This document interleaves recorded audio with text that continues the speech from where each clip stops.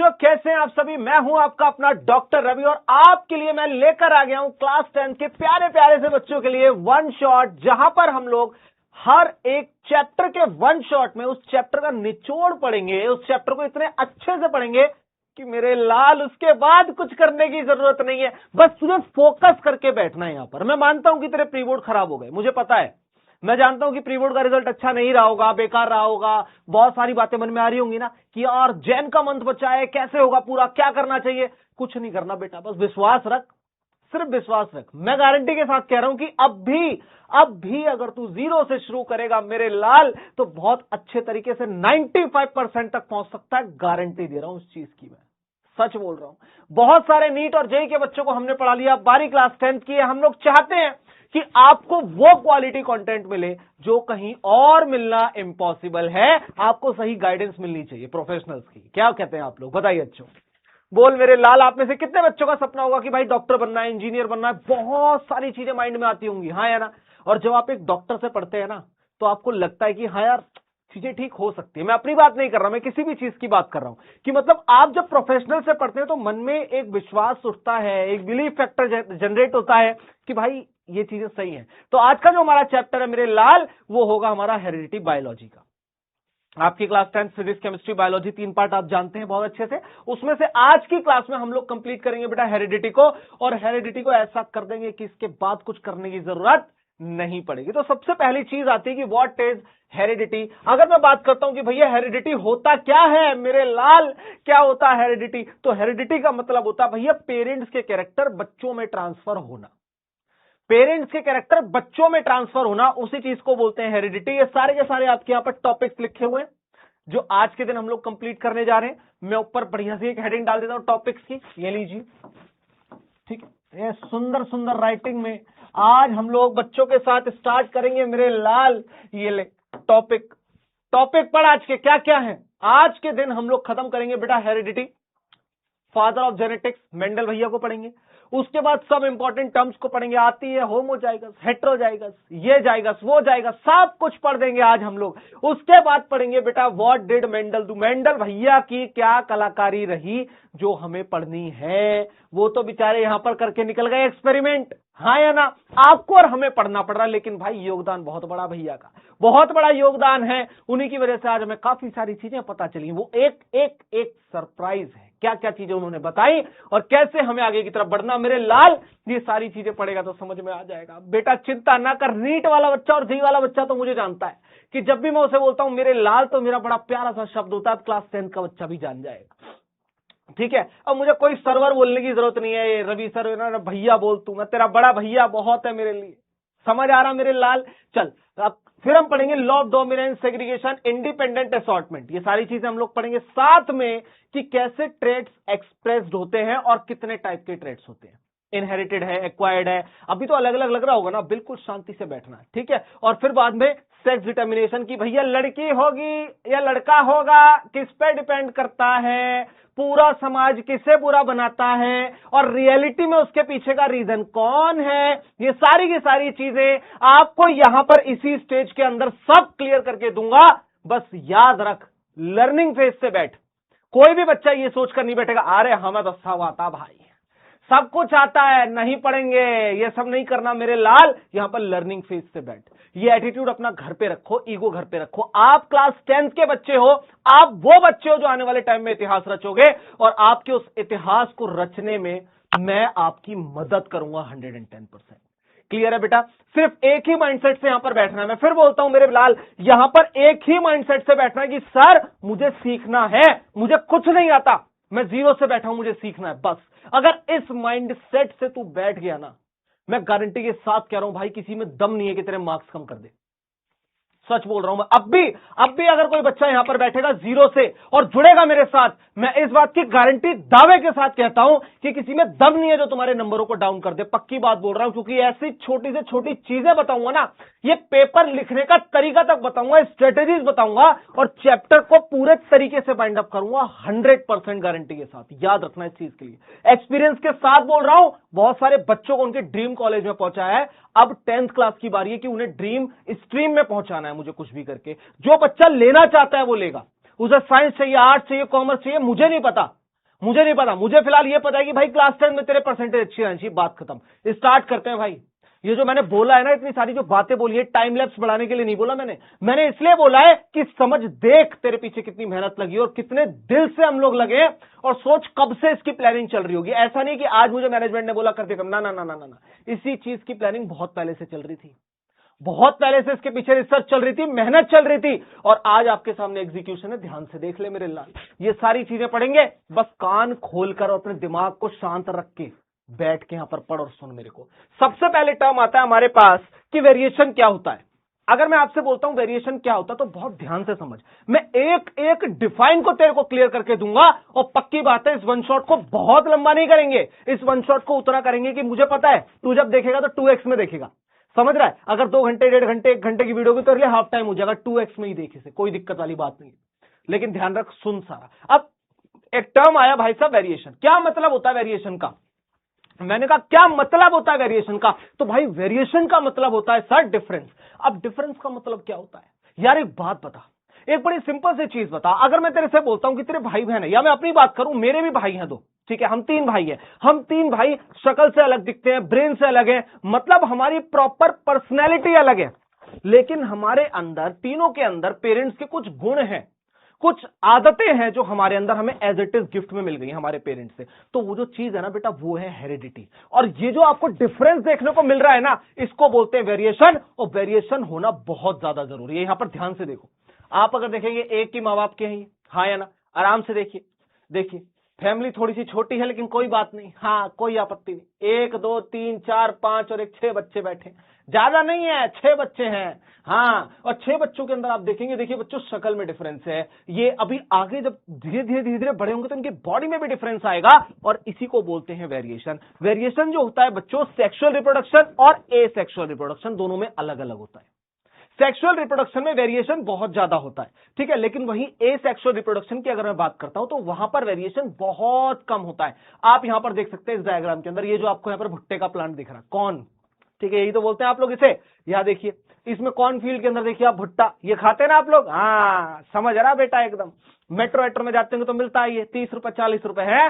चलिए, तो यहां पर आप देखिए एसेक्सुअल रिप्रोडक्शन होने की वजह से अगर ऐसा हुआ कि आज आप सोचे नहीं नहीं नहीं सर, एक काम कीजिए वो वाले कलर का भुट्टा उठा दीजिए, एक काम कीजिए ये वाला उठा दीजिए, ऐसा नहीं होता। एसेक्सुअल रिप्रोडक्शन की वजह से इनके अंदर लगभग सिमिलैरिटी बहुत ज्यादा रहती है, ये डिसिमिलर यानी वेरिएशन इनमें देखने को नहीं मिलता। क्या मेरी बात को समझ पा रहे हैं? बिल्कुल सिंपल सी चीज है। मैंने आपको बताया कि सबसे पहला टर्म आएगा बेटा वेरिएशन। वेरिएशन जो होता है सेक्सुअल रिप्रोडक्शन में बहुत ज्यादा देखने को मिलता है, ठीक है, लेकिन लेकिन लेकिन एसेक्सुअल रिप्रोडक्शन में वेरिएशन बहुत कम। सेक्सुअल रिप्रोडक्शन का मतलब हो गया ह्यूमन बीइंग। क्या हो गया बेटा? सेक्सुअल रिप्रोडक्शन का मतलब हो गया ह्यूमन बीइंग, यानी कि ह्यूमन बीइंग में डिफरेंशिएशन यानी कि वेरिएशन हमें बहुत ज्यादा देखने को मिलते हैं as compared to asexual reproduction. Clear है? आगे चलते हैं। नेक्स्ट आपके पास आता है हेरिडिटी। अभी मैंने बोला है कि जो पेरेंट्स के कैरेक्टर होते हैं बच्चों के अंदर जो ट्रांसफर हो जाते हैं उस चीज को बोलते हैं हेरिडिटी।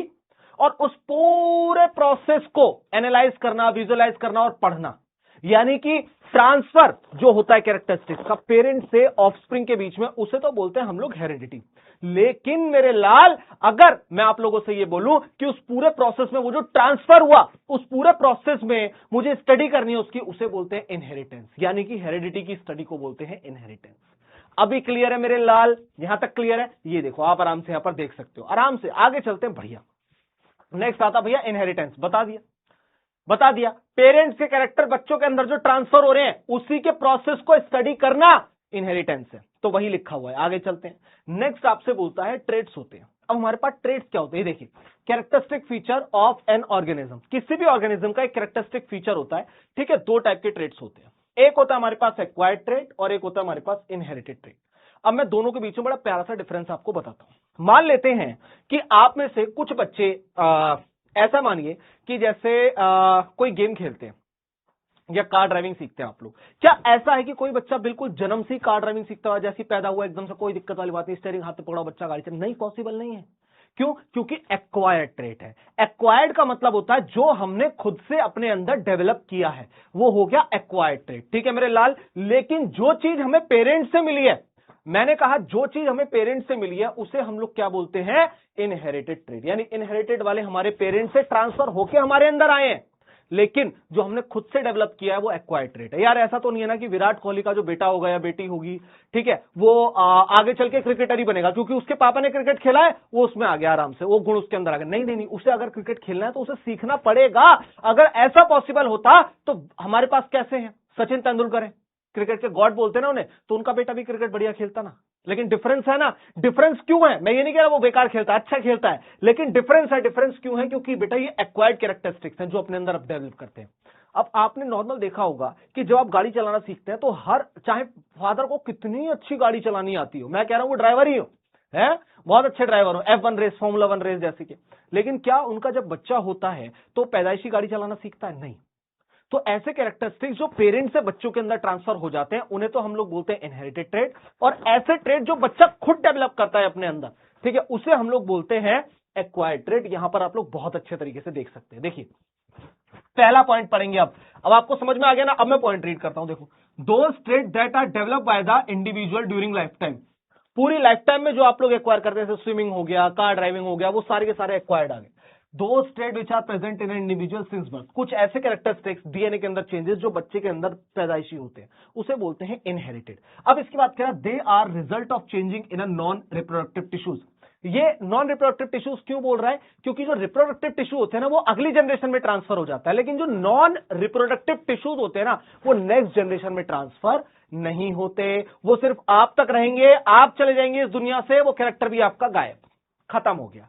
क्या इतना क्लियर है? सिंपल सी चीज। जबकि यहां पर डीएनए में चेंज आता है इनहेरिटेड में, तभी वोट करके एक पेरेंट से दूसरे में और फिर नेक्स्ट नेक्स्ट नेक्स्ट नेक्स्ट, यानी कि मुझे जो मेरे पेरेंट से मिला है वही कैरेक्टरिस्टिक चीजें मेरे बच्चों में भी ट्रांसफर हो जाएंगी, क्योंकि हमारे डीएनए में वो चीज आ गई, जेनेटिक्स में वो चीज हमें देखने को मिल गई।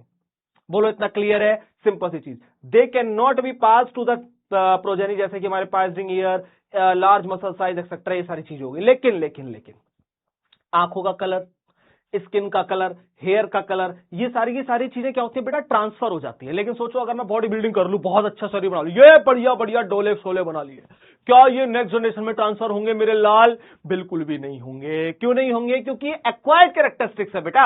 आपकी स्किन का कलर, आईज का कलर, ये ट्रांसफर होगा, ये डोले शोले ट्रांसफर नहीं होंगे मेरे लाल।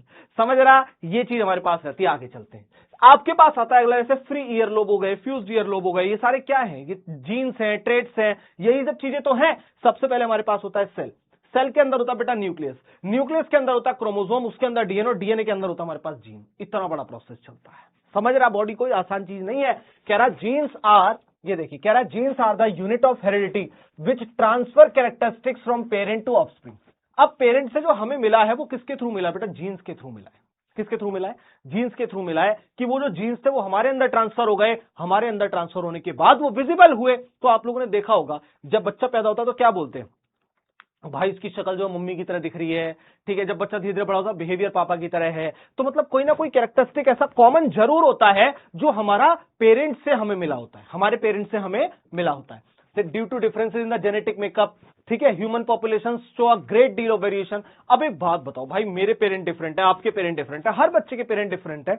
इसी वजह से जब आप एक क्लास में बैठते हैं ना, आपकी क्लास है, मान लो साइंस सेक्शन है, तो ऐसा तो नहीं कि सबका ब्रेन एक साथ चलेगा। कुछ बच्चे बहुत अच्छे हैं पढ़ाई में, कुछ बहुत बेकार है, कुछ एवरेज है, कुछ पढ़ना ही नहीं चाहते, हर टाइप का बच्चा होता है, हाँ या ना? तो ऐसे बच्चों का जो ब्रेन है, यानी कि सेक्सुअल रिप्रोडक्शन से हुए सारे बच्चे, और सेक्सुअल रिप्रोडक्शन में वेरिएशन बहुत ज्यादा होता है बेटा, बहुत ज्यादा। इतना समझ में आ रहा है? सिंपल सी चीज। उसके बाद कहता है it has been observe that attached and free earlobe, ये आपने एग्जांपल बहुत बार सुना होगा, are two variation found in the human population. आपको दो चीजें दिखती होंगी, जैसे मेरे ईयरलोब आप देख सकते हैं फ्री है, ये देखिए, ये देखो, आपको दिख रहा है? ये देख, ये देख, ये देख, फ्री ईयरलोब है मेरे, ये देख, ये देख मेरे लाल। कुछ बच्चों के ना फ्यूज होते हैं, ऐसे बिल्कुल ये जुड़े होते हैं, ये इस तरीके से जुड़े होते हैं। ये देखो, ये हमारे पास फ्री ईयरलोब है, ये हमारे पास फ्यूज्ड ईयरलोब है, तो ये भी देखने को मिलता है, कैरेक्टरिस्टिक फीचर है ना। आगे चलते हैं। अब ये चीज होती है हमारे पास ना, दो टाइप की सेल होती है, एक होता है सोमैटिक सेल्स और एक होता है गैमीट सेल्स। तो मैं बता देता हूं क्या मतलब होता है। टोटल क्रोमोसोम कितने हमारे पास? या तो 46 या फिर 23 पेयर। समझ में आ रहा है? तो मैं यहां पर लिखता हूं। तो मैंने आपसे बोला कि भाई मेरे पास जो टोटल है ना वो 46 क्रोमोसोम है। आप यहां पर देखिए, मैंने कहा कितने हैं? तो 46 क्रोमोसोम हमारे पास टोटल है। क्या इतना क्लियर है? जिसमें से अगर मैं बात करता हूं तो 44 मेरे पास कैसे हैं? अलग है, ऑटोजोम है, और ये जो मेरे पास 2 है, ये जो मेरे पास रिमेनिंग 2 है, ये कहां पे आते हैं? गैमीट सेल के अंदर आते हैं। समझ रहे हो? एक हमारे पास क्या है, ऑटोसोम है, ये सेक्स क्रोमोसोम है, ये बात हमें याद रखनी है। तो इनका जो काम होता है बेटा, ये देखिए ये वाले हैं, ठीक है, और ये वाले जो हमारे पास दो बच्चे हैं वो ये वाले हैं, गैमीट, ठीक है, समझ में आ रहा है? ये हमारे पास कंडीशन है। अब ऐसा होता क्यों है? देखो ये जो 44 होते हैं ना, चाहे मेल हो या फीमेल हो, सेम रहते हैं, यानी एक्स ही रहेगा, एक्स एक्स एक्स एक्स करके कितने होते हैं, 44 है। लेकिन 45 और 46 यानी कि जो लास्ट के दो होते हैं वो होते हैं बच्चों आपके जैसे एक्स एक्स हो गया फीमेल में और एक्स वाई हो गया मेल में। समझ में आ रहा है? ये दो होते हैं गैमीट सेल और यही जेंडर डिसाइड करते हैं। इस बात को हमें याद रखना पड़ेगा। तो ये तो आपने देख लिया, इसके लिए मैं यहां पर आपके लिए लिख देता हूं कि ये क्या होता है मेरे लाल, इसके लिए आप लोग लिखेंगे सर गैमीट सेल। क्या होता बेटा? ये होता हमारे पास गैमीट सेल, ये ले, ठीक है, ये हमारे पास कंडीशन यहां पर आती है और इस चीज को हमें यहां पर याद रखना है। आगे चलते हैं। नेक्स्ट आपके पास आता है यहां पर अब मेंडल भाई साहब आए। मेंडल भाई साहब आए, उन्होंने आने के बाद ना बहुत सारी चीजें देखी।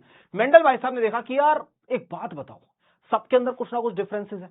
अगर एक ही माँ बाप की 2-3 औलादे हैं या फिर 5-6 बच्चे हैं या एक बच्चा है या 2 बच्चे हैं, कितने भी बच्चे हैं, तो वो सिमिलर क्यों नहीं है? उनके पीछे वेरिएशन का रीजन क्या है? ये सारी चीजें ढूंढने का काम मेंडल भैया का था। ये मेंडल भैया का काम था। मेंडल भैया ने कहा कि इस चीज पर रिसर्च करते हैं कि यार ऐसा क्यों नहीं हो रहा, ये क्यों नहीं हो रही चीजें, और मैं किस चीज की रिसर्च करूं? तो मेंडल भैया ने ना बहुत दिमाग लगाया। उन्होंने कहा एक काम करते हैं, पी प्लांट लेते हैं, पाइसम सटाइवम, इसे साइंटिफिक लैंग्वेज में बोलते हैं, ठीक है। पाइसम सटाइवम इन्होंने लिया और पी प्लांट को लेने का रीजन क्या था? इन्हें चाहिए था कि यार एक बात बताओ, अगर मैं ह्यूमन बींग को स्टडी करूं, मान लेते हैं मैंने ह्यूमन बींग लिया, ह्यूमन बींग को स्टडी कर रहा हूं। अब ह्यूमन बींग को भाई स्टडी करने में बहुत समय लगेगा। पता लगा जब तक ह्यूमन बींग के दूसरी औलाद हो रही है, जब तक दूसरे बच्चे हो रहे हैं, मैं मर जाऊंगा, निपट लूं, हाँ या ना? ये चीज हमें समझ में आनी चाहिए। क्या इतना क्लियर है? समझ रहे हैं आप लोग? और यही चीज जब हम लोग बात करते हैं कि मान लेते हैं कि किसी पेरेंट्स के ऑफस्प्रिंग की स्टडी करने के लिए भाई 60 ईयर आपको रुकना पड़ेगा, फिर बाद में उसकी नेक्स्ट जनरेशन आएगी, तो ये सारी की सारी चीजें स्टडी करने के लिए तो बहुत समय लग जाएगा। तो उन्होंने कहा एक काम करते हैं, पी प्लांट ले लेते हैं। पी प्लांट लेने के पीछे का रीजन पेपर में बहुत बार पूछा गया है, मैं आपको गिनवा देता हूं। नंबर 1, रिजल्ट बहुत जल्दी मिल रहे थे। नंबर 2, पॉलिनेशन आपके हाथ में था। पॉलिनेशन क्या होता है सर?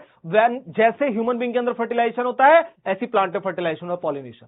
तो यानी सेल्फ पॉलिनेशन और क्रॉस पॉलिनेशन दोनों। आप बोलेंगे सर आपने बता तो दिया, लेकिन थोड़ा सा एक्सप्लेन करो। बेटा मेल पार्ट जो होता है ना प्लांट में, ठीक है, एंथर, वहां से पॉलन ग्रेन उड़ता है और फीमेल पार्ट यानी स्टिग्मा पर पहुंच जाता है, उसी चीज को पॉलिनेशन बोलते हैं। अब वो या तो सेम फ्लावर के अंदर होता है तो होता है सेल्फ पॉलिनेशन, या फिर अलग अलग फ्लावर, मान लो किसी और फ्लावर का मेल पार्ट हो गया और किसी और फ्लावर का फीमेल पार्ट हो गया, तो उसे बोलते हैं क्रॉस पॉलिनेशन। याद रखना इस चीज के लिए। इतना समझ में आ रहा बेटा? ये हमारे पास कंडीशन है। तो उन्होंने कहा कि यार सेल्फ पहला मैंने क्या बताया आपको कि सबसे पहले रिजल्ट बहुत जल्दी मिल रहे थे, क्रॉस अपने हाथ में था। क्रॉस अपने हाथ में मतलब सेल्फ पॉलिनेशन क्रॉस पॉलिनेशन कुछ भी करा पा रहे थे, और साथ में बहुत जल्दी जल्दी रिजल्ट मिल रहे थे। मैंने कहा बहुत जल्दी रिजल्ट मिल रहे थे। तो ये ना जल्दी रिजल्ट मिलने की वजह से, जल्दी और ज्यादा रिजल्ट मिलने की वजह से, बेसिकली जल्दी और ज्यादा रिजल्ट मिलने की वजह से स्टडी बहुत स्मूथ हो गई, बहुत ज्यादा स्मूथ हो गई। आराम से वहां पर स्टडी चल रही थी, बढ़िया वो यहां पर काम करते रहे, कोई दिक्कत और आपत्ति उन्हें नहीं आई। ठीक है, ये हमारे पास ये सारे के सारे रीजन लिखे हुए हैं कि क्यों उन्होंने यूज करा। सारी चीजें मैंने आपको बता दी। आगे चलते हैं। नेक्स्ट आपसे बोलते हैं कि देखिए मस्त एकदम एक्सपेरिमेंट चल रहा भैया का। सेल्फ पॉलिनेशन का मतलब क्या होता है मैंने आपको बताया। जब सेम पार्ट सेम फ्लावर के अंदर उसी का मेल पार्ट उसी का फीमेल पार्ट अगर यूज हो रहा है तो उसे बोलते हैं सेल्फ पॉलिनेशन। लेकिन अगर किसी और प्लांट का मेल पार्ट और किसी और प्लांट का फीमेल पार्ट अगर आपस में इंटरलिंक कर रहा है तो उसे बोलते हैं हम लोग क्रॉस पॉलिनेशन। सिंपल सी चीज है। क्या इतना क्लियर है? ये हमारे पास आया। अब मेंडल ने क्या करा था, पॉलन ग्रेन को मूव करना, तो उन्हें चाहिए था रिजल्ट अलग अलग कैटेगरी का मिल जाए कि मैं टॉल प्लांट ले लूं और शॉर्ट प्लांट ले लूं, उससे फ्यूज करा दूं। ठीक है, शॉर्ट ले लूं टॉल ले लूं, उसे फ्यूज करा दूं, हर तरीके की चीजों को मैं फ्यूज करा दूं, मुझे कोई दिक्कत वाली बात नहीं है। तो सारी चीजें यहां पर पॉसिबल थी। अब उन्होंने यहां पर क्या करा, इसी बहाने ना उन्होंने अलग अलग कैरेक्टरिस्टिक फीचर लिए। अब एक आपको दिख रहा होगा डोमिनेंट ट्रेट और एक आपको दिख रहा होगा यहां पर रिसेसिव ट्रेट। अब डोमिनेंट और रिसेसिव का मतलब क्या होता है मैं आपको बताता हूं। जैसे आप लोग जब स्कूल में जाते हैं तो स्कूल में जाने के बाद मान लेते हैं 40 स्टूडेंट्स की, मतलब 40 बच्चों की क्लास को एज्यूम करता हूं। ठीक है, 40 बच्चों की क्लास में कोई एक बच्चा ऐसा जरूर होता है जो अपनी डोमिनेंसी पावर दूसरों को दिखाना चाहता है ना, वो डरा कर रखता है, धमका कर रखता है, तो वो है डोमिनेंट। तो ऐसा कैरेक्टरिस्टिक जो क्लास में खुलकर सामने आए वो डोमिनेंट कैरेक्टरिस्टिक हो गया। इसी तरीके से हम लोग यहां पर बात करते हैं कि डोमिनेंट का मतलब क्या होता है। जैसे कलर होंगे तो पर्पल अपने आप को दिखाएगा तो वो डोमिनेंट कलर है। ठीक है, अब फ्लावर की पोजीशन होगी एक्सियल आपको दिखाएगा, अपने आप को शो करेगा, वो डोमिनेंट कैरेक्टरिस्टिक है। सीड का कलर येलो डोमिनेंट कैरेक्टरिस्टिक है, सीड की शेप राउंड डोमिनेंट कैरेक्टरिस्टिक है, दिखेगी, समझ रहे हैं। और रेसेसिव का मतलब होता है वो बच्चा जो चुपचाप छुप कर ऐसे शांत बैठ जाए, हाँ सर कोई बात नहीं सर, कोई नहीं, मैंने कुछ नहीं करा सर, मैं नहीं हूं सर, ऐसे वाले बच्चे। तो ये जो दब्बू प्रवृत्ति के लोग होते हैं इन्हें हम लोग बोलते हैं रिसेसिव कैरेक्टरिस्टिक। तो आई होप कि आपको चीजें समझ में आ रही होंगी, ठीक है। बहुत जरूरत नहीं है, कोई भी 5-6 घंटे के लेक्चर देखने की जरूरत नहीं है मेरे लाल, इसी छोटे से लेक्चर में सारी चीजें करा दूंगा तेरे को। ये देख, तो ये हो गया हमारे पास डोमिनेंट और ये हो गया हमारे पास क्या, रेसेसिव ट्रेट। आराम से देख, यहां पर देख आराम से। 7 कैरेक्टरिस्टिक कौन कौन से लिए पूछे जाते हैं, तो तेरे सामने लगा दिया मैंने। कैरेक्टर, फ्लावर का कलर पर्पल डोमिनेंट, रेसेसिव में आ गया व्हाइट, हाँ या ना, बोल मेरे लाल। दूसरा कैरेक्टरिस्टिक, फ्लावर की पोजीशन डोमिनेंट में एक्सियल और रेसेसिव में क्या आ गया, टर्मिनल। सीड का कलर येलो आ गया और ग्रीन आ गया, और सीड का शेप आ गया, राउंड हो गया, रिंकल्ड हो गया। 4 तो ये हो गए और 3 ये रहे। Pod shape, inflated constricted, inflated मतलब सिंपल, कंस्ट्रिक्टेड मतलब आपने इस टाइप की शेप देखी होगी, ठीक है बेटा। अब पॉड का कलर ग्रीन और येलो, यहां पर देख ले, इसमें सीड के कलर में येलो और ग्रीन ऐसे है, यहां पर हमारे पास अलग है, समझ में आ रहा, ठीक है। अब नेक्स्ट आ गया स्टेम की लेंथ, कुछ टॉल होंगे कुछ ड्वार्फ होंगे, इसी का तो मेन रोल था जो उसने एक्सपेरिमेंट करा। तो ये 7 कैरेक्टरिस्टिक्स लिए थे किसने, मेंडल भैया ने, याद रखना। आगे चलते हैं। अब उन्होंने बोला कि भाई ये सारी चीजें तो आपने पढ़ ली ना, what is chromosome, what is cell, what is DNA, सब बताया उन्होंने, कोई आपत्ति नहीं छोड़ी। तो सबसे पहले आता भैया क्रोमोसोम होता क्या है। तो उन्होंने कहा कि एक थ्रेड लाइक स्ट्रक्चर होता है न्यूक्लियस के अंदर, जो कि सेल डिवीजन के टाइम पर हमें दिखाई देता। इतनी सी ही बात याद रखें आप, ठीक है। क्लास 9th में आपने पढ़ा होगा cell division, cell cycle and cell division करके आपने काफी सारी चीजें, छोटी छोटी चीजें पढ़ी होंगी, तो वहां पर ये सारी चीजें बताई जाती है। एक थ्रेड लाइक स्ट्रक्चर होता है क्रोमोसोम, जो हमारा नेक्स्ट जनरेशन में ट्रांसफर होता है, इतना याद रखो। सेल डिवीजन के टाइम पे विजिबल होता है। फिर आता है जीन, ये तो फंक्शनल यूनिट है, जीन ही तो ट्रांसफर होते हैं अगले उसमें जनरेशन में, तभी तो आपके जो कैरेक्टरिस्टिक्स हैं वो पेरेंट्स की तरह दिखाई देते हैं, हाँ या ना। सिंपल सी चीज वही बोल रहा, देखो, a functional unit of heredity present on chromosome of cell nucleus, it is piece of DNA that code for 1 polynucleotide यानी प्रोटीन के लिए कोड करता है। सिंपल, वही मैंने बताया। आगे चलते हैं। अब हमारे पास आ गई काफी सारी चीजें, जैसे हमारे पास जीनोटाइप क्या होता है, फिनोटाइप क्या होता है, अलील क्या होते हैं। तो अलील क्या होता है, different form of given gene. आपके पास ना मतलब हर एक अलग अलग फॉर्म आपको देखने को मिले, जैसे कह रहा है कि different form of a gene given gene, एक जीन आपको मिला, उसका अलील अलग होगा। तो मैं आपको ऐसे बता देता हूं, सबसे पहले हमारे पास डीएनए, डीएनए के अंदर हमारे पास क्रोमोसोम, क्रोमोसोम के अंदर जीन और जीन के अंदर अलील, ऐसे याद रखो।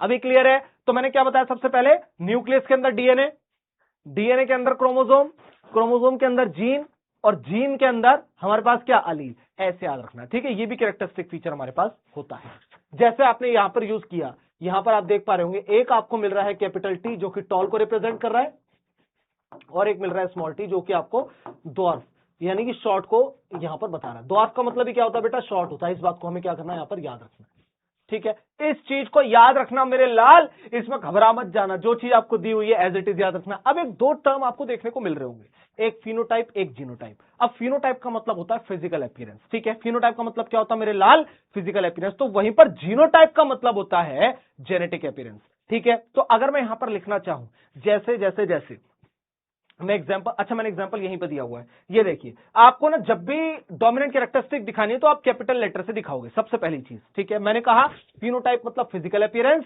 और जीनोटाइप का मतलब होता है जेनेटिक अपीयरेंस। तो यहां पर लिखा हुआ भी है, it refer to the observable physical appearance of a, ये लिखा ना, ये देखिए physical appearance of a given organism. Tall है, शॉर्ट है, जो आंखों को देखने से पता चला, जो आंखों को 2 नैनों को देखने से जो पता चल रहा है, उसे हम लोग बोलते हैं क्या, फिनोटाइप। लेकिन जब हम थोड़ा सा एनाटॉमिकल लेवल पर जाते हैं, थोड़ा सा अंदर जाकर उसके जीन्स के बारे में रिप्रेजेंट करते हैं, स्टडी करते हैं, तो उसे हम लोग बोलते हैं जीनोटाइप।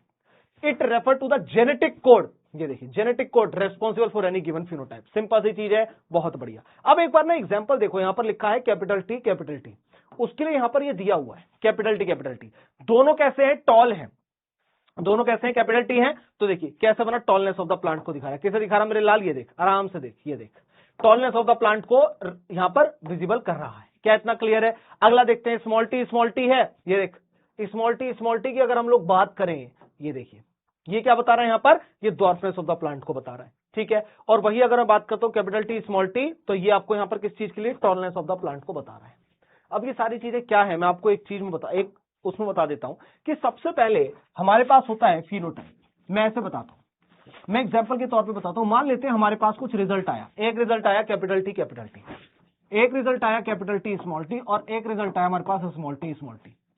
मान लेते हैं कोई भी हमारे पास 3 रिजल्ट ऐसे दिए हुए हैं। अब आपको यहां पर करना क्या होता है बेटा, सबसे पहले आप लोग क्या करेंगे, यहां पर देखिए मैं बताता हूं, अगर एक भी कैपिटल टी होगा, सबसे पहले मैं इसके रूल बताता हूं। इन्होंने बोला कि जब भी हम इसे capital T small T type हमें लिखना होगा, मान लो मैं कलर ले रहा हूं, मैंने आपसे कहा डोमिनेंट कलर येलो है और रिसेसिव कलर आपका पर्पल है फॉर एग्जांपल। तो डोमिनेंट कलर मैंने बोला, डोमिनेंट कलर आपने बोला येलो है, ये आपने बोला डोमिनेंट हो गया सर, डी मतलब डोमिनेंट हो गया, ठीक है, ये मैं समझाने के लिए लिख रहा हूं, भी रफ कर दूंगा। और मैंने बोला पर्पल जो है वो रिसेसिव है, तो पर्पल कलर क्या हो गया, रिसेसिव हो गया।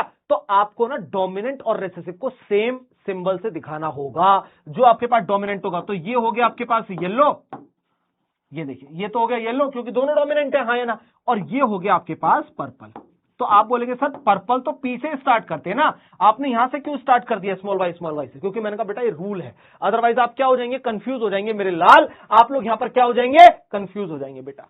यही चीज हमें यहां पर नहीं करनी, बस सिंपल सी चीज, क्लियर है, देख रहा मेरे लाल, यहां पर हम लोग कितने आसानी से पढ़ रहे, यही चीज हमें यहां पर ध्यान में रखनी है कि बस अगर कैपिटल जो भी डोमिनेंस होगा उसी के बिहाफ पर उसके रिटर्न पोर्शन हमें देखने को मिलेगा। ये चीज आप लोग समझ गए। और पहली चीज तो ये हो गई। अब दूसरी चीज ये थी कि अगर एक भी कैपिटल लेटर होगा, मैं फिर बता रहा हूं कि अगर एक भी कैपिटल लेटर होगा तो वहां पर आप उसे टॉल यानी डोमिनेंट कैरेक्टरिस्टिक में काउंट करेंगे, क्योंकि डोमिनेंस अगर एक भी बच्चा फैला रहा है तो वो डोमिनेंट है, तो ये भी आपका टॉल बनेगा। ये देखिए ये भी आपका इस हिसाब से टॉल बन गया, क्योंकि यहां तो दोनों ही टॉल हैं, कैपिटल टी।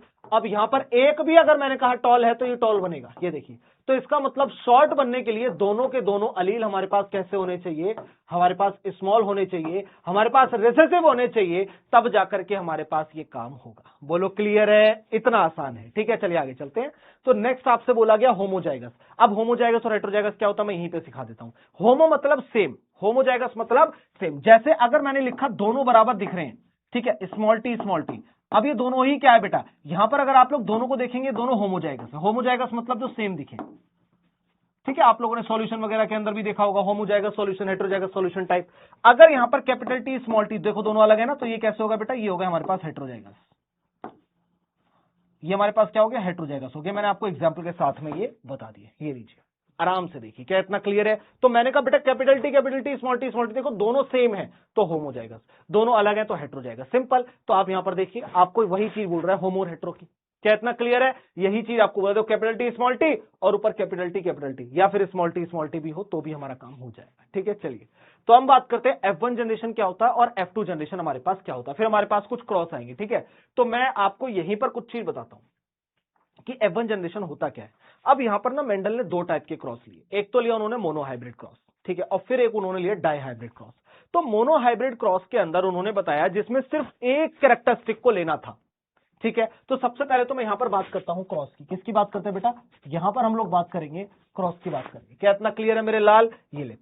अब क्रॉस जो करे मेंडल भाई साहब ने वो कितने करे हमारे पास, ये दो टाइप के क्रॉस करे उन्होंने। कौन कौन से करे उसकी हम बात कर लेते हैं। एक उन्होंने करा मोनोहाइब्रिड, मैं यहां पर आपको बता देता हूं, ठीक है, मोनोहाइब्रिड क्रॉस। आप लोग बिल्कुल निश्चिंत होकर बैठ जाओ, अगर आप लोगों ने खुद को मेरे ऊपर सौंप दिया कि सर क्लास 10th आपके हवाले, तो भाई साहब 95% की गारंटी मेरी है, पक्की बात 100%। दूसरा हम लोग यहां पर बात करेंगे बेटा डाइहाइब्रिड क्रॉस। अब आगे आगे क्रॉस आते रहेंगे, आप लोग खुद समझदार होंगे। ये हो गया डाइहाइब्रिड क्रॉस, ठीक है। अब बात आती है सर अगर आपने यहां पर इन्हें कंसीडर कर लिया तो इनमें कुछ तो डिफरेंस होगा। मैंने कहा बिल्कुल होगा बेटा, बिल्कुल होगा मेरे लाल। यहां पर आप सिंगल कैरेक्टरिस्टिक्स लेंगे, सिंगल कैरेक्टर लेंगे, ठीक है। ये चीज हमें यहां पर याद रखनी है, सबसे ज्यादा इंपॉर्टेंट। एग्जाम्पल के तौर पे अगर मैं बात करता हूं हाइट, या तो आप हाइट ले लें, ठीक है, या फिर आप कलर ले लें, बट आप कुछ भी लेंगे तो सिर्फ आपको सिंगल ही चीजें लेनी है। ये चीज आपको यहां पर याद रखनी है। चाहे आप हाइट, आपने हाइट ले लिया, ठीक है, और दूसरा आपने यहां पर क्या ले लिया, कलर ले लिया। या तो आप इसे लेंगे या फिर आप इसे लेंगे, आप किसी एक ही चीज को यहां पर कैरी आउट करेंगे। लेकिन डाइहाइब्रिड क्रॉस के अंदर हम लोग दो कैरेक्टरिस्टिक की बात करते हैं, टू कैरेक्टरिस्टिक्स। कितना करते हैं मेरे लाल, टू कैरेक्टरिस्टिक की बात करते हैं। ये चीज हमें यहां पर याद होनी चाहिए। ये ले दो कैरेक्टर को आप लोग यहां पर देखते हैं। अब ये दो कैरेक्टर कौन से होंगे सर, हाइट भी हो सकता है, ठीक है। यहां पर अगर मैं बात करता हूं आपसे, आप क्या लेंगे यहां पर, सर ये हो गया हमारे पास हाइट प्लस कलर। यहां पर आपको दोनों लेना होगा। फॉर एग्जाम्पल आपने हाइट और कलर दोनों ले लिया। क्या इतना क्लियर है, बोल मेरे लाल। अगर इतना तेरे को क्लियर है फिर आप और हम मिलकर के आगे चल सकते हैं, कोई आपत्ति हमारे पास नहीं है। क्या इतना क्लियर? तो ये हमारे पास उसने क्या करा, क्रॉस करे। क्रॉस करने से पहले मेंडल भाई साहब ने दो चीजें ले ली। एक जहां पर उन्होंने कहा मैं सिंगल सिंगल कैरेक्टरिस्टिक को देखूंगा, या तो सिर्फ हाइट की बात करूंगा या फिर सिर्फ कलर की बात करूंगा। दूसरी चीज उन्होंने ली यहां पर डाई हाइब्रिड क्रॉस, जहां पर उन्होंने बोला कि मैं दो कैरेक्टर की बात करूंगा, या फिर मैं हाइट और कलर दोनों लूंगा, या फिर मैं हाइट और शेप लूंगा, मतलब जो भी लूंगा डुअल कैरेक्टरिस्टिक्स लूंगा। सिंपल सी चीज। अब इसके बाद उन्होंने क्रॉस करा, सबसे पहले आ जाएगा मोनो हाइब्रिड क्रॉस। मैं आपको सारी चीजें समझाता हूं बेटा, ठीक है? ये मैंने इसीलिए यहां पर छोड़ा था ताकि मैं आपको यहां पर लिख करके अपनी भाषा में थोड़ा सा क्लैरिफाई कर सकूं। ये ले मेरे लाल, आराम से पढ़, कोई दिक्कत वाली बात नहीं है, ठीक है? तो मोनो हाइब्रिड क्रॉस का मतलब क्या हुआ, उन्होंने ली हाइट। यहां पर उन्होंने क्या लिया बेटा, हाइट कंसिडर करी, सिर्फ एक कैरेक्टर, ठीक है? अब हाइट हमारे पास क्या हो सकती है, या तो टॉल होगी या फिर क्या होगी बेटा, द्वार्फ होगी, ठीक है? या तो टॉल होगी या फिर क्या होगी बेटा, द्वार्फ होगी। अब यहां पर दो जनरेशन आई। सबसे पहले आता है हमारे पास F1 जनरेशन। क्या आता है मेरे लाल, F1 जनरेशन। ये ले, सबसे पहले आता है F1 जनरेशन। F1 जनरेशन में उन्होंने बोला कि टॉल को द्वार्फ के साथ क्रॉस कर दो, टॉल को द्वार्फ के साथ। लेकिन यहां पर एक वो था, एक थोड़ा सा ट्विस्ट था। उन्होंने कहा कि आप ये तो करवा रहे हैं, कोई दिक्कत वाली बात नहीं, लेकिन जो आप इसके अलील लेंगे, यानी कि जो आप इसके अंदर जीन्स लेंगे, वो हमारे पास टॉल में कैपिटल टी होना चाहिए और द्वार्फ में स्मॉल टी होना चाहिए। अब बात आती है क्रॉस करने की। किसकी बात आती है मेरे लाल, क्रॉस करने की। तो सबसे पहले तो यहां पर गैमीट बनेगा। तो आपने कहा सर ये लीजिए, ये लीजिए सर, ये लीजिए। अब इसके क्रॉस करवा देते हैं। देखो, अब देखो कितना सिंपल है, इसका इसके साथ क्रॉस होगा तो पहले कैपिटल लेटर ही लिखना है, उसके बाद स्मॉल, और उसका क्रॉस इसके साथ होगा, तो ये कैपिटल टी स्मॉल टी बन गया। तो फिर उसके बाद नेक्स्ट हमारे पास जनरेशन आई, फिर इसकी बात आती तो ये हुआ, कैपिटल टी स्मॉल टी बना मेरे लाल, ठीक है? और उसके बाद जब इससे हुआ तो यहां भी हमारे पास कैपिटल टी स्मॉल टी बना मेरे लाल। बोल इतना क्लियर है? तो क्रॉस करवाने के बाद देखा, एक कैपिटल टी आ गया, एक स्मॉल टी आ गया, फिर एक कैपिटल टी और एक स्मॉल टी, तो सारे यही रेशो मिले। अब हर एक रेशो के अंदर दो चीजें देखनी होती है, एक होता है बेटा जीनोटाइप और एक होता है फिनोटाइप। जीनोटाइप मतलब जीन्स की अपीयरेंस और फिनोटाइप मतलब फिजिकल अपीयरेंस। तो यहां पर उन्होंने रेशो लिया, मैं थोड़ा सा साइड होने की कोशिश करता हूं, तो यहां पर उन्होंने सबसे पहले रेशो लिया जीनोटाइप का। किसका लिया बेटा, जीनोटाइप का। उसके बाद उन्होंने लिया फिनोटाइप का। किसका लिया, फिनोटाइप का। तो आप मुझे एक चीज बताओ, अगर मैं आप लोगों को यहां पर रेशो निकालना बता दूं, यहां पर मैं आपको रेशो निकाला, ये वाला कलर विजिबल है मेरे लाल, हाँ विजिबल है, बहुत बढ़िया, इस्तेमाल करेंगे।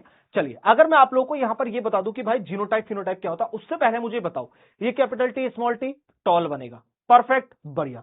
Capital T small T tall बनेगा, क्योंकि एक भी अगर कैपिटल टी है तो वो टॉल बनेगा। सिंपल सी चीज, क्या इतना क्लियर है? और आप ये भी जानते हैं कि जो ये वाला टॉल होगा बेटा, वो क्या होगा, डोमिनेंट होगा।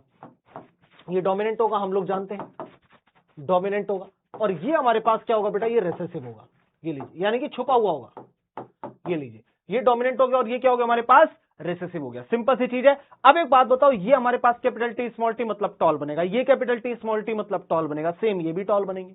तो फिजिकल अपीयरेंस यानी फिनोटाइप जब भी देखना हो तो आंखों से जो दिख रहा है वो फिनोटाइप है, जो बिना कुछ करे सिर्फ आंखों से दिख रहा है वो फिनोटाइप है, मतलब फिजिकल अपीयरेंस। तो अगर मैं इन सारे प्लांट को देखूंगा तो मुझे क्या पता इनके अंदर ये कैपिटल टी स्मॉल टी क्या होते हैं, मुझे नहीं पता। मैं तो सिर्फ प्लांट को देख रहा हूं ना, अभी प्लांट को सिर्फ देखने भर मात्र से मुझे पता चला कि भाई ये वाला प्लांट बड़ा है और ये वाला प्लांट छोटा है। सिंपल सी चीज आ गई, बहुत बढ़िया। तो सारे के सारे कैसे हैं बेटा, सारे टॉल हैं। तो फिनोटाइप रेशो हो जाएगा 1:1:1:1। ठीक है? तो आप यहां पे लिखेंगे सर 1:1:1:1। काफी बार ऐसी चीजें होती है कि आपके पास 2:2 आ गया फॉर एग्जांपल, तो बच्चे उसे कट करके सोचते हैं 1:1 कर दें, ये गलत है। क्योंकि आपके पास टोटल जो हमारे पास रिजल्ट आया वो दिखना चाहिए। 1:1 का मतलब सबको प्लस करो, 4 आ गया। तो ये देखिए सारे रिजल्ट हमारे पास मिलाकर कितने आ रहे हैं, 4 आ रहे हैं मेरे लाल। क्या इतना क्लियर है? बहुत बढ़िया भाई, इतना अगर तू आ गया तो मजेदार वाली बात हो जाएगी, सच बोल रहा हूं मैं। फिर आता है मेरे लाल जीनोटाइप। अब जीनोटाइप का मतलब होता है जीन्स की अपीयरेंस। मैं वापस बोलता हूं कि जीनोटाइप का मतलब होता है जीन्स की अपीयरेंस। अब थोड़ा सा डिटेल में चलते हैं।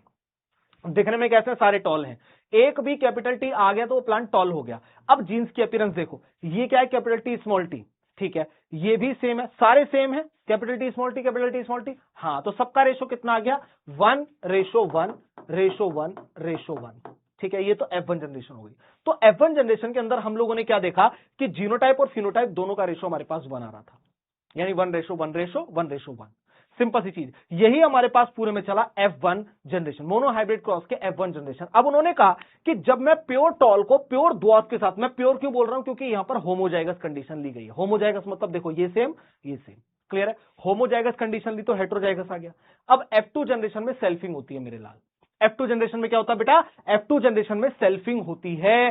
सेल्फिंग का मतलब होता है कि जो रिजल्ट आया उसका आपस में क्रॉस करवा देना, यानी कि अभी तक तो कैपिटल टी का स्मॉल टी के साथ क्रॉस था, अब कैपिटल टी स्मॉल टी का cross capital T small T के साथ कराया जाएगा और देखा जाएगा कि रिजल्ट क्या आ रहे हैं। तो जैसे ही यहां पर हमारे पास F2 जनरेशन की बात आती है मेरे लाल, मैंने कहा जैसे ही F2 जनरेशन की बात आती है तो वहां पर आपको काफी सारी चीजें क्लियर हो जाएंगी। ये ले मेरे लाल, वहां पर तूने F1 देखा, यहां पर F2 जनरेशन देखी, ये ले, ठीक है। यहां पर हम लोग क्या बात करेंगे, F2 जनरेशन की। तो F2 जनरेशन के बारे में जब भी मैं आप लोगों से बात करता हूं तो यहां पर हमारे पास क्या कंडीशन आएगी, ये मैं सोच रहा हूं F2 का मतलब दो कैरेक्टर, वो तो डाइहाइब्रिड क्रॉस में होगा। मोनो हाइब्रिड का पहले आपने F1 जनरेशन देखा, अब आप F2 का मतलब क्या होता है, सेल्फिंग होती है बेटा, इस बात को याद रखना। तो यहां मैं लिख देता हूं कि सेल्फिंग ऑफ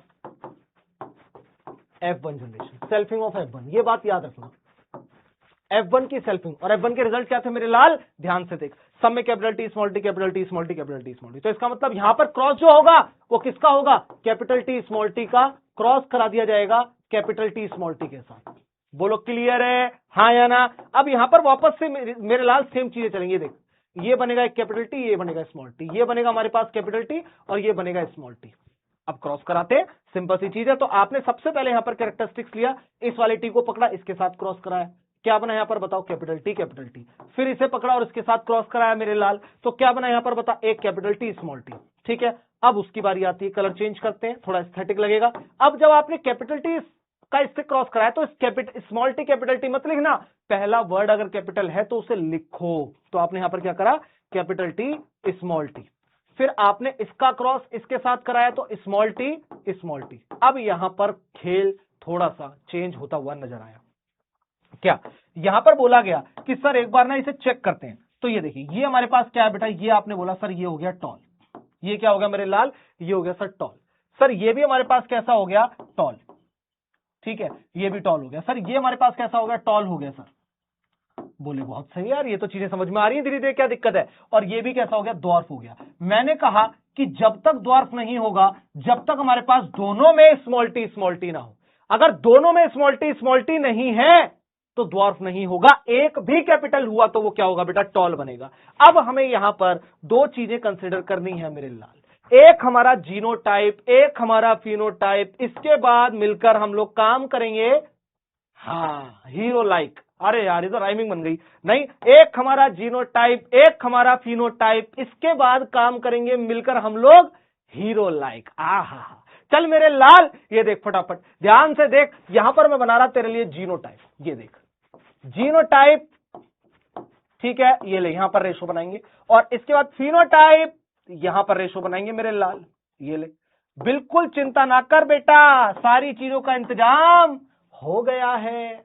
सबसे पहले फिनोटाइप की बात करते हैं। पहले फिनोटाइप यानी फिजिकल अपीयरेंस, आंखों को देखने से कैसा दिखता है, ये सारा एग्जाम्पल फिनोटाइप का है। वापस से सुन मेरे लाल, आंखों को देखने से कैसा दिखता है, ये सारा एग्जाम्पल फिनोटाइप का है। समझ में आया, इस गाने को याद रखना मेरे लाल। ये देख मैंने क्या कहा, रिपीट कर, आंखों को देखने से कैसा दिखता है, ये सारा एग्जाम्पल फिनोटाइप का है। इसका मतलब क्या, टॉल टॉल टॉल, मतलब फिनोटाइप का रेशो हो गया है टॉल, यानी कि कितने टॉल आए बेटा, 1 2 3 और एक आया द्वार्फ, हाँ या ना। तो फिनोटाइप मतलब कैसा दिख रहा है, तो 3 टॉल और एक द्वार्फ, सर 3:1, 3 हो गया टॉल, 1 हो गया द्वार्फ। ये लीजिए आपके सामने हाजिर है, हाँ या ना मेरे लाल। छोटे छोटे से बच्चे क्लास 10th के बैठे मस्त एकदम गाने से सीख ले मेरे लाल। हाँ, वो धुरंधर के गाने से कुछ नहीं होगा, लेकिन इससे बहुत कुछ हो जाएगा बेटा, समझ रहा। चल अब तूने यहां पर तू देख लिया 3 टॉल एक द्वार्फ। अब इसके बाद का जो खेल है वो है कि कौन जीनोटाइप में किस रेशो में आएगा। तो देख, कैपिटल टी इकलौता है, कोई दूसरा उसका साथी नहीं है, तो इसका मतलब हो गया 1। इसके बाद हमने लगाया बढ़िया सा रेशो, और उसके बाद हमने बात करी अगली, फिर कैपिटल टी स्मॉल टी वाले कितने हैं एक जैसे दिखने वाले, सर 2 हैं, 2 तरीके के जीन्स सेम दिख रहे हैं, तो यहां पर लिख ले मेरे लाल 2 लिख ले, ठीक है। उसके बाद इकलौता हमारे पास रह गया स्मॉल टी, तो यहां पर आ जाएगा 1। समझ आया, हाँ या ना। अब अगर मैं यहां पर आपको थोड़ा सा बताना चाहूं कि मैंने 1 2 ये सब क्या लिखा है, तो बेटा यहां पर अगर हम बात करें 1 की, तो वो क्या है हमारे पास, कैपिटल टी, ठीक है, ये हमारे पास है। और ये हमारे पास क्या मेरे लाल, कैपिटल टी स्मॉल टी। और ये हमारे पास क्या मेरे लाल, स्मॉल टी, ये ले बेटा। समझ आ रहा, सारी चीजों का इंतजाम है, बता। अब F1 F2 जनरेशन हो गई, कितना दिख रहा है सर, 3 टॉल। अब ये रेशो याद कर जा तो भी कोई आपत्ति नहीं, और रटेगा नहीं तो भी कोई दिक्कत नहीं, क्योंकि मैंने तेरे को ऐसा समझाया है कि तू यूं चुटकियों में बना सकता है, चुटकियों में इसे बना सकता है, कोई दिक्कत वाली बात नहीं है। क्या इतना क्लियर है, हाँ या ना? बस अब आगे चलते हैं। अब देखो 3:1 की बात कर रहा है, 1:2:1। ये देखिए ना, 3:1, 1:2:1। ठीक है, यहां पर तो इसने नॉर्मल बात करी, क्रॉस वॉस बना के वही चीज बता रहा है। ठीक है, सारी चीजें हो गई डन। ये भी हमारे पास आ गया 2 कैरेक्टरिस्टिक्स वाला। कितना आ गया मेरे लाल, ये आ गया हमारे पास 2 कैरेक्टरिस्टिक वाला। और 2 कैरेक्टरिस्टिक्स को हम थोड़ा सा समझते हैं। अब मेंडल भैया ने यहां पर जब इस चीज का क्रॉस करा तो हमारे पास आ गया मोनोहाइब्रिड। अब मोनोहाइब्रिड के बाद हमारे पास आना है डाइहाइब्रिड। तो पहले डाइहाइब्रिड के बारे में सीख लेते हैं। अब हमारे पास आएगा बेटा डाइहाइब्रिड क्रॉस। क्या आएगा मेरे लाल, यहां पर आप लिखिए डाइहाइब्रिड। ठीक है, ये लीजिए डाइहाइब्रिड क्रॉस। डाइहाइब्रिड क्रॉस का मतलब हो गया मेरे लाल, उसने यहां पर 2 चीजें ली। कौन कौन सी चीजें ली, 2 कैरेक्टरिस्टिक ली उसने। ठीक है, इस चीज को हमें थोड़ा सा यहां पर समझना होगा। जैसे ही उसने यहां पर क्या करा, 2 कैरेक्टरिस्टिक्स ली, तो ये देखिए 2 कैरेक्टर लिए। ठीक है, 2 कैरेक्टर लिए, एक डोमिनेंट लिया होगा, एक रेसेसिव लिया होगा। तो मैं बताता हूं, उसने यहां पर लिया 2 कैरेक्टरिस्टिक कि हमारे पास राउंड भी है। ठीक है, एक तो उसने शेप ले ली और दूसरा कलर ले लिया, शेप और कलर ले लिया। तो यहां पर 2 कैरेक्टरिस्टिक जो उसने ली, यहां पर क्या लिया, शेप एंड कलर। तो आप ये लिख सकते हैं शेप और क्या लिया उसने साथ में, कलर। ये लिए उसने। शेप उसने यहां पर 2 टाइप की ली बेटा, एक उसने लिया यहां पर राउंड और एक लिया उसने यहां पर रिंकल। क्या इतना क्लियर, रिंकल्ड। ठीक है, ये हमें याद रखना है। तो अगर मैं आप लोगों से बात करता हूं, शेप उसने कौन कौन सी ली, एक तो ली राउंड। राउंड के लिए उसने बोला सर कैपिटल आर हो गया। क्या इतना क्लियर है? और दूसरा उसने लिया यहां पर रिंकल्ड। रिंकल्ड के लिए अब देखो मैंने क्या कहा था आपसे, जिससे हमारे पास जो भी डोमिनेंट कैरेक्टरिस्टिक्स होगा उसी का स्मॉल लेटर होता है रेसेसिव वाला। तो रिंकल्ड के लिए डब्ल्यू नहीं लिखना, स्मॉल आर लिखना है। ये लो स्मॉल आर लिखना है। क्या इतना क्लियर है? बहुत सही। अब कलर उसने कौन कौन सा लिया, एक लिया उसने येलो और एक लिया उसने ग्रीन। येलो के लिए उसने लिया यहां पर डोमिनेंट, तो उसने कहा सर ये लीजिए, येलो लेता हूं मैं। तो येलो के लिए उसने लिया यहां पर कैपिटल वाई। और लेकिन जो उसने यहां पर ग्रीन लिया, ये लिया उसने रेसेसिव, और रेसेसिव लेने का मतलब क्या हो गया, स्मॉल वाई। अब तक आप लोगों ने सिर्फ ये सारी चीजें पढ़ी कि हमने मोनोहाइब्रिड क्रॉस को कैसे करा। अब डाई हाइब्रिड क्रॉस की बारी थी, हाँ या ना? अब यहां पर क्रॉस होना था, यहां पर हमारे पास सबसे पहले आता बेटा F1। अब यहां पर जब F1 क्रॉस की बारी आई, देखो यहां पर तो आप लोगों ने सीख लिया कि भाई हमारे पास हो गए। अब इसमें 2 क्रॉस करवाएगा, एक होगा F1 और F2 जनरेशन उसकी सेल्फिंग होगी। किसकी सेल्फिंग बेटा, F1 की। तो यहां पर हम लोग बात करते हैं F1 जनरेशन की हम लोग बात करते हैं। तो F1 जनरेशन के लिए उसने जब यहां पर गैमीट को लिया, तो उसने कहा कि सर मैं यहां पर क्रॉस कराऊंगा, कैपिटल आर कैपिटल वाई का क्रॉस करा दीजिए स्मॉल आर स्मॉल वाई से। तो जब ये क्रॉस हुआ ना, तो आपको इसका रिजल्ट लिखना था। ठीक है, यहां पर आप लोगों ने दोनों का क्रॉस जब कराया, तो आपको जो यहां पर रिजल्ट मिला, मैं डायरेक्ट यहां पर रिजल्ट लिखूंगा क्योंकि रिजल्ट ही लिखना है आपको। तो यहां पर जो उसे रिजल्ट मिला बेटा, एक मिला कैपिटल आर कैपिटल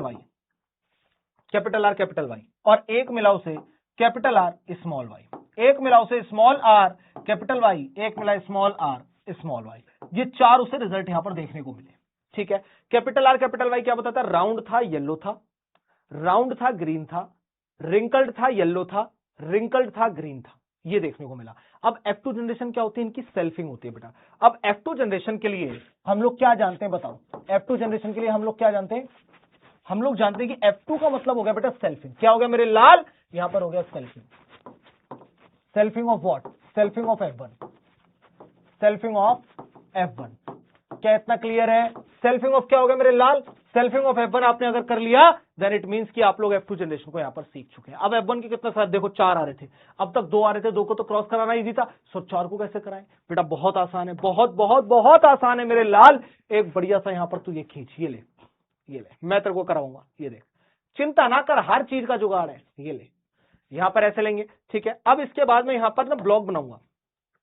अब हमें ऊपर कितने चाहिए बेटा, ऊपर हमें चाहिए 4 और यहां पर भी हमें चाहिए 4। ठीक है, तो आपको क्या करना है, सबसे पहले आप यहां पर एक इस तरीके की लाइन को ड्रॉ कर देंगे। ये लीजिए, इसे थोड़ा सा हम इसमें करते हैं, ये लीजिए। ठीक है, और साथ में हम लोग यहां पर क्या करते हैं बेटा, यहां पर हम लोग इस तरीके से लाइन को ड्रॉ करते हैं। ये ले मेरे लाल, हाँ आराम से, बहुत सही, बहुत बढ़िया। चलिए ये लीजिए, अब हमें कुछ नहीं करना। ये देखिए, अब हमारे पास कितना आ चाहिए, 1 2, ठीक है, कोशिश करते हैं आ जाए भैया, आ जाए। 1 2 3 और एक और ले लेते हैं, 1 2 3 4। ठीक है, यहां पर इस तरीके से होना चाहिए, यहां पर आएगा कैपिटल आर, ठीक है, sorry capital R capital Y, फिर कैपिटल आर स्मॉल वाई। इस तरीके से हमारे पास करके टोटल जो रेशो आएंगे वो कितने आएंगे, 16 रेशो आएंगे। बेटा इसे फटाफट एक बार ड्रॉ करते हैं। तो चलिए बच्चों, यहां पर आपके पास ये लिस्ट बनकर के तैयार हो गई है। हम लोगों ने यहां पर क्या करा, कुछ भी नहीं करा, हमें सेल्फिंग करानी थी ना, तो देख मेरे लाल, सेल्फिंग में हमारे पास capital R capital Y, capital R small Y, small R capital Y, small R small Y. तो 4 हमने लिए, 4 कैरेक्टरिस्टिक यहां लिखे और 4 कैरेक्टरिस्टिक हमने यहां पर लिख दिया। अब इनका क्रॉस करवाना मेरे लाल, तो क्रॉस कैसे होगा, देख सबसे पहली चीज हमने क्या दिमाग में रखना, दिमाग में क्या रखना मेरे लाल, यहां पर देख फटाफट देख, सबसे पहले कैपिटल आर का कराए तो क्या होगा, कैपिटल आर आएगा मेरे लाल, कैपिटल वाई का कराए तो कैपिटल वाई आएगा। तो यहां पर ऐसे लिख दे, ये ले ऐसे क्रॉस कराना, तो तेरा एक तैयार। अब जब इसका कराएगा तो इसका और इसका क्रॉस करा, कैपिटल आर, तो ये लीजिए, लेकिन कैपिटल वाई स्मॉल वाई, तो एक कैपिटल वाई और एक स्मॉल वाई। समझ में आया। अब इसकी बात करते हैं, कैपिटल आर स्मॉल आर, तो sir capital R small R, capital Y तो कैपिटल वाई। इस तरह से करके हमारे पूरे 16 के 16 तैयार हो जाएंगे। करते हैं, कैपिटल आर स्मॉल आर और कैपिटल वाई स्मॉल वाई। ये लीजिए, अब इस पे आ जाओ बेटा, जब यहां पे कर रहे हैं तो ये वाला और ये वाला देखना है, तो क्या होगा बताओ, कैपिटल आर और कैपिटल वाई स्मॉल वाई। क्या इतना क्लियर है। अब इस पे आ जाओ, अब ये देखो कैपिटल आर और स्मॉल वाई। क्या इतना क्लियर है मेरे लाल, बहुत सही। अब इस पे आ जाओ, कैपिटल आर स्मॉल वाई और कैपिटल वाई स्मॉल वाई। ये आ गया हमारे पास, क्लियर। अब कैपिटल आर स्मॉल आर और स्मॉल वाई, कुछ नहीं करना, बस मल्टीप्लाई करते रहो और लिखते रहो साथ साथ में। ये कैपिटल आर और ये स्मॉल आर, तो एक कैपिटल आर एक स्मॉल आर, एक कैपिटल वाई दूसरा भी कैपिटल वाई, तो ये कैपिटल वाई ये भी कैपिटल वाई। अब कैपिटल आर स्मॉल आर, जो कैपिटल है वो पहले आएगा, ठीक है। अब कैपिटल वाई स्मॉल वाई, क्या इतना क्लियर है। अब इस पे आ जाए, स्मॉल आर, अब वाई का आपस में कराओ, कैपिटल वाई, यानी कि वाई को वाई के साथ ही कराना है और आर को आर के साथ ही करवाना है। सिंपल सी चीज, क्रॉस। यहां पर small R capital Y small Y, clear. चलिए नेक्स्ट हमारे पास आ जाएगा मेरे लाल, यहां पर अगर हम लोग देखें तो स्मॉल आर कैपिटल आर, यानी capital Y small Y, right. अब अगर हम लोग यहां पर देखें तो क्या, capital R small Y, clear है मेरे लाल। अब यहां पर आ जाओ, small R capital Y small Y, तो पहले कैपिटल वाई फिर स्मॉल वाई, और यहां पर क्या आएगा, स्मॉल आर, ये देखिए, और स्मॉल वाई, ये आपके पास आ गया। सिर्फ इसका हम लोग कैसे रेशो लिखेंगे, इसका रेशो बेटा बड़ा सिंपल है, ठीक है। यहां पर आप लोग इसका रेशो सिर्फ एक ही याद रखेंगे, वही आपका सब कुछ है, 9 रेशो, ये लीजिए 3 रेशो 1। ये क्या लिख दिया मैंने, 9 ratio 3 ratio 1। Dihybrid cross का ये वाला रेशो फिक्स होता है, इसमें आप कुछ नहीं कर सकते। क्लियर है मेरे लाल। ये देख फटाफट देख ध्यान से, अब यहां पर 9 क्या बता रहा है, 9 का मतलब हो गया बेटा, यहां पर अगर मैं बात कर रहा हूं तो वो राउंड भी है और येलो भी है, यानी राउंड येलो, ठीक है। ये हमें यहां पे याद रखना, पहले राउंड भी है और येलो भी है। फिर हम बात करेंगे इसकी अगर मैं बात करूं तो बेटा ये क्या हो जाएगा, हमारे पास राउंड है बट ग्रीन है, ठीक है। कैसे पता चला मैं बताता हूं, राउंड और साथ में ग्रीन, राइट। अब इसके बाद हमारे पास क्या आएगा, रिंकल्ड और येलो, और फिर वो होगा रिंकल्ड और ग्रीन। तो यानी कि ये जो हमारे पास निकल कर आएगा बेटा, ये क्या होगा हमारे पास, रिंकल्ड और येलो, रिंकल्ड भी है और येलो भी है। लेकिन जो ये हमारे पास निकल कर आएगा बेटा, अगर मैं इसकी बात करूं तो ये हमारे पास क्या बताएगा, रिंकल्ड और ग्रीन। तो इसके लिए आपको यहां पर लिखना है सर रिंकल्ड, ठीक है बेटा, और साथ में क्या हो जाएगा हमारे पास ग्रीन। ये लीजिए, ये हमारे पास आएगा रिंकल्ड और ग्रीन। क्या इतना क्लियर है? ये रेशो में याद रखना है। अब आप देखें, देखो जैसे कैपिटल आर है, तो एक भी कैपिटल आर है, डोमिनेंट है तो राउंड होगा, तो राउंड का देखो कितना बना, एक।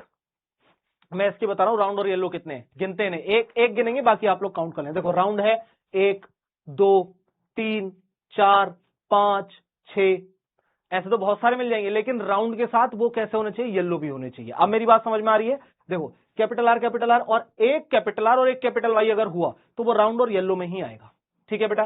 चलिए देखो, एक कैपिटल आर और कैपिटल वाई, एक हो गया, ये 2 हो गए, ये 3 हो गए, और ये 4 हो गए। 4 तो हमें यहां मिल गए, ठीक है। 4 5, ये नहीं होगा क्योंकि ये राउंड है और कैसा है, ग्रीन है, तो 5 हो गए ना, 5 6, ये नहीं हुआ, 7 8, ये भी नहीं हुआ, ये भी नहीं हुआ, 9, ये भी नहीं हुआ, ये भी नहीं हुआ, ये भी नहीं हुआ, तो देखो 9 है, तो 9 है राउंड एंड येलो। इस तरीके से आप लोग इसे आराम से काउंट कर सकते हैं। अब मेंडल बाबा ने इतनी सारी चीजें दी है आपको, सारा रेशो वेशो वही सब बता रखा है, बहुत अच्छे से एक्सप्लेन है। आगे चलते हैं, ठीक है। फिनोटिपिक रेशो वगैरह आपने यहां पर देख लिया, आगे चलते हैं। नेक्स्ट हमारे पास आता है कुछ लॉज आते हैं। अब इसके पहले ना मैं बता देता हूं आपको, यहां पर लिखवाता हूं कि लॉ कौन कौन से दिए मेंडल भाई साहब ने। तो लॉ, ठीक है, मेंडल्स लॉ लिख देते हैं, ये ले मेरे लॉ, मेंडल्स के दिए हुए लॉ, तो मेंडल्स लॉ हो गए, ठीक है। ये हमारे पास आएगा, इसे एक बार देखते हैं, ये लीजिए। अब मेंडल ने कितने लॉ दिए थे बेटा? 3 लॉ दिए थे। एक तो था हमारे पास, एक एक करके आगे देखते रहेंगे, लिखते रहेंगे साथ साथ में, ठीक है। आपने सबसे पहले पढ़ा लॉ ऑफ डोमिनेंस, तो मैं लॉ ऑफ डोमिनेंस लिख दूंगा ताकि यहां पर आपका सीक्वेंस ना खराब हो। लॉ ऑफ डोमिनेंस, देखना मेरे लाल। नेक्स्ट हम लोगों ने क्या पढ़ा? देखो नेक्स्ट हमारे पास क्या आया, आपके पास हेट हो जाएगा। ये सारी चीजें यहां पर इसने एक्सप्लेन कर दी, क्या इतना क्लियर है? नेक्स्ट हमारे पास आया लॉ ऑफ इनहेरिटेंस, ठीक है, यानी लॉ ऑफ सेग्रीगेशन। चलिए, तो नेक्स्ट आप लोग यहां पर पढ़ेंगे लॉ ऑफ सेग्रीगेशन।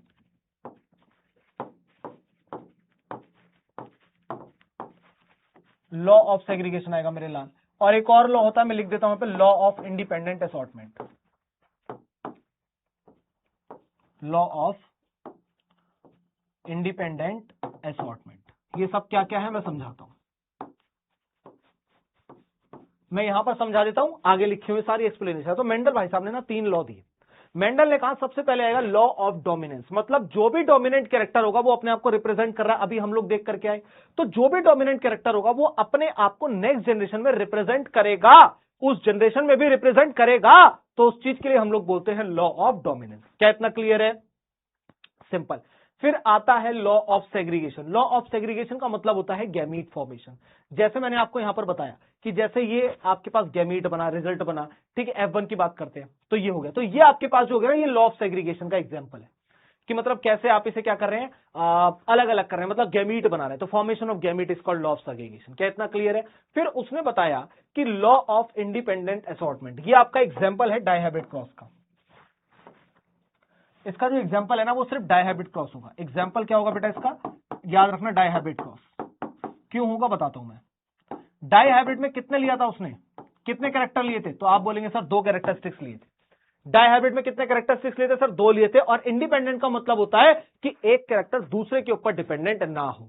तो जैसे आपने कलर लिया, शेप लिया, वो आप एग्जाम्पल ही तो एक साथ ले रहे थे, लेकिन एक बात बताओ, क्या कलर को चेंज करने से शेप में कुछ फर्क पड़ेगा? कुछ भी नहीं पड़ेगा यार। एक बात बताओ, मेरी हाइट लंबी हो या और छोटी हो जाए, क्या मेरे कलर पे उससे इंपैक्ट पड़ेगा? कोई लेना देना नहीं है। दोनों एक दूसरे के कैसे हैं बेटा? इंडिपेंडेंट है। ब्लड ग्रुप भी आपका इसी में एग्जाम्पल आता है। ब्लड ग्रुप जैसे बोलते हैं ना, ए बी पॉजिटिव, मान लो मेरा ब्लड ग्रुप जो है वो सच में ए बी पॉजिटिव है। कौन सा ब्लड ग्रुप है मेरा? A B positive.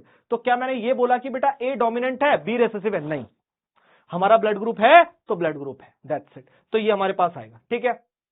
स्टार्टिंग से देखते हैं, लॉ ऑफ डोमिनेंस, जो अपने आप को नेक्स्ट जनरेशन में शो करे, अपनी पावर को दिखाए, डोमिनेंट कैरेक्टरिस्टिक को दिखाए, उसे बोलते हैं लॉ ऑफ डोमिनेंस। और लॉ ऑफ सेग्रीगेशन का मतलब होता है बेटा अपने गैमीट फॉर्मेशन करना, अपने आप को गैमीट फॉर्मेशन करना। जो वहां पर आपको गैमीट फॉर्मेशन होता हुआ दिख रहा था, वो सारा लॉ ऑफ सेग्रीगेशन के अंदर आएगा मेरे लाल। अब आता है लॉ ऑफ इंडिपेंडेंट असॉर्टमेंट। तो what is the meaning of law of independent assortment? जो किसी पर डिपेंड ना हो, सिंपल सी चीजें बोल रहा हूं, जो किसी भी चीज पर डिपेंड नहीं होगा, वो है यहां पर क्या, लॉ ऑफ इंडिपेंडेंट असॉर्टमेंट। बोल मेरे लाल, क्या इतना क्लियर है? ठीक है, एग्जाम्पल के तौर पे हमारे पास क्या आ गया बेटा, डायहाइब्रिड क्रॉस, क्योंकि डायहाइब्रिड क्रॉस के अंदर हम लोग दो कैरेक्टर ले रहे हैं और कोई भी कैरेक्टर किसी दूसरे कैरेक्टर पे डिपेंड नहीं है। क्लियर, आगे चलते हैं। अब देखो, अब यहां पर आपको फर्स्ट लॉ दिया है, पेयर ऑफ हेटेरोजाइगस यहां पर होगा, ठीक है, वन विल डोमिनेट अदर, वही सारी चीजें यहां पर आपके पास लिखी हुई है और सेम कंडीशन आपके पास यहां पर लिखा हुआ, देखो डोमिनेंट कैरेक्टरिस्टिक दिखा रहा है ना कि कैपिटल टी स्मॉल टी में से कैपिटल टी डोमिनेंट है तो अपने आपको दिखाएगा, तो डोमिनेंसी है, उसकी डोमिनेंसी है, इसी को बोलते हैं लॉ ऑफ डोमिनेंस। क्लियर, आगे आ जाइए। Second law, law of inheritance, simple है आपके पास, देखो क्या कह रहा है, अलील्स फॉर ईच ग्रुप, आपके पास यहाँ पर कैपिटल वाई आया, गैमीट फॉर्मेशन हुआ ना, तो यही तो गैमीट फॉर्मेशन है आपके पास, लॉ ऑफ सेग्रीगेशन, सिंपल सी चीज। ठीक है बेटा, F1 जनरेशन F2 जनरेशन, ये जो गैमीट फॉर्मेशन है ना, ये जो अलग अलग एलील है, इसी को सेग्रीगेट करना, अलग अलग करना, यानी गैमीट बनाना, उसी को बोलते हैं लॉ ऑफ सेग्रीगेशन। फिर आगे आपके पास Mendel law of independent assortment. मैंने क्या कहा, आपने क्या लिया, कलर ले लिया, शेप ले ली, किसी पर डिपेंड नहीं, किसी पर भी डिपेंड नहीं है, एक दूसरे पर डिपेंड नहीं है, इसीलिए वहां पे आए हमारे पास इंडिपेंडेंट असॉर्टमेंट में कि जो कलर है वो हाइट पर डिपेंड नहीं है, जो हाइट है वो कलर पर डिपेंड नहीं है, सिंपल सी चीज। तो यही सारी चीज तो लिखी हुई है, सब अंग्रेजी में वही लिखा हुआ, कोई दिक्कत नहीं। आगे चलते हैं बेटा, ठीक है। अब नेक्स्ट हमारे पास क्या आता है, ये सारी चीजें यहां पर दी हुई है कि हमारे पास डीएनए, आरएनए, कौन सा सेक्सुअल, ए सेक्सुअल। अब हमारे पास हम बात करते हैं आगे की, अब हमारे पास आएगा बेटा सेक्स डिटर्मिनेशन, ठीक है, सेक्स डिटर्मिनेशन आएगा। उससे पहले हम लोग इन स्लाइड की बात कर लेते हैं कि जैसे हमारे पास ये मेंडल का आ गया, तो मेंडल ने यहां पर क्या बताया हमें, यहां पर उसने बताया कुछ सेक्सुअल रिप्रोडक्शन के बारे में, डीएनए के बारे में। जैसे हमारे पास XY क्रोमोसोम होते हैं, तो ये भी तो सेग्रीगेट होते हैं ना, अलग अलग फॉर्म होते हैं, तो वो सारी चीजें यहां पर आपको मिल जाएंगी। कह रहा है, a part of DNA provide information for one particular protein, ये सब आप जानते हैं। DNA is a type of information which is present in the nucleus of the cell, DNA ही तो है जो सेक्सुअल रिप्रोडक्शन में आगे की तरफ बढ़ता है, तभी तो हम लोग आगे बताते हैं। अब इन सारी चीजों से हम लोग आगे ये बताएंगे कि रियलिटी में सेक्स डिटर्मिनेशन कैसे होता है।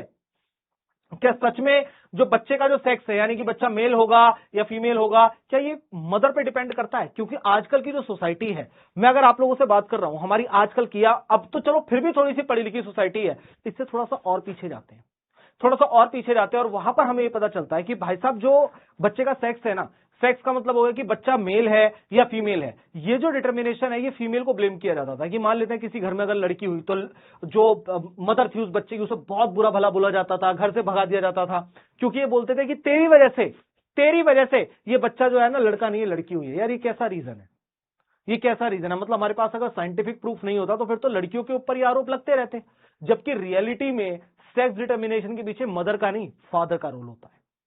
क्योंकि मदर के पास तो XX क्रोमोसोम है, फादर के पास X और Y दोनों क्रोमोसोम है। अगर फादर की तरफ से X चला गया तो लड़की बनेगी, अगर फादर की तरफ से Y क्रोमोसोम चला गया तो लड़का बनेगा। तो कौन डिपेंडेंट होता है? फादर डिपेंडेंट होता है। काफी बार बोर्ड के क्वेश्चन में ये देखने को मिला कि डिबेट दी गई उन्हें कि आपको सोसाइटी को समझाना है साइंटिफिकली, आप कैसे बताएंगे, तो यही उसका रीजन है। तो सेक्स डिटर्मिनेशन का मतलब होता है कि जिसके भी यहाँ पर इंडिविजुअल को पता चलता है कि वो मेल है या फीमेल है। ये सिंबल आपका मेल का होता है, ये वाला सिंबल आपका फीमेल का होता है।